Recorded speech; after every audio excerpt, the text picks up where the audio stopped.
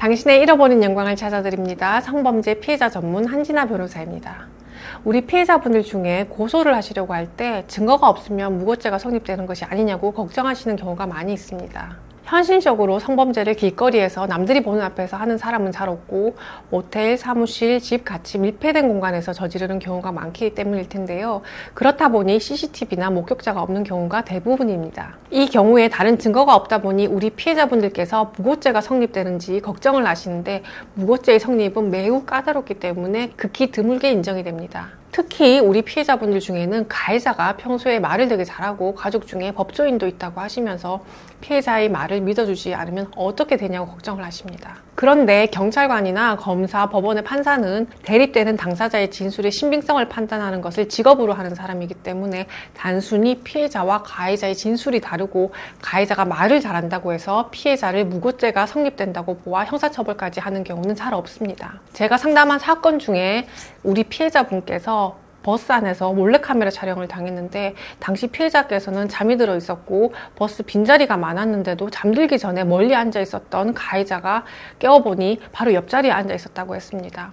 느낌이 이상해서 눈을 떠보니 가해자가 핸드폰을 피해자 쪽을 향해 대고 있었다고 하는데요. 피해자께서 가해자에게 휴대폰을 보여달라고 하니 보여주지 않았고 가해자가 오히려 화를 내면서 사실이 아니면 무고죄로 신고하겠다고 겁을 줘서 우리 피해자께서는 신고를 하지 않고 그냥 귀가를 하셨다고 말씀하신 분이 계셨는데요.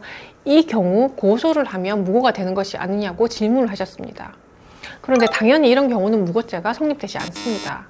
당시 상황에서 충분히 의심이 가는 정황이 있었다고 하면 명확한 증거가 없더라도 심지어 고소를 한 결과 가해자가 불송치 결정이나 무혐의 처분을 받았다고 하더라도 무고죄가 당연히 성립되는 것은 아닙니다. 무고는 이거 진짜 이상한데 뭐가 저작된 것 같은데 하고 의문이 생기는 정도라야 무고죄가 성립될 가능성이 있는 것입니다. 예를 들어 어느 상담자께서 서울 어느 모텔에서 강간을 당했다고 고소를 하셨는데요.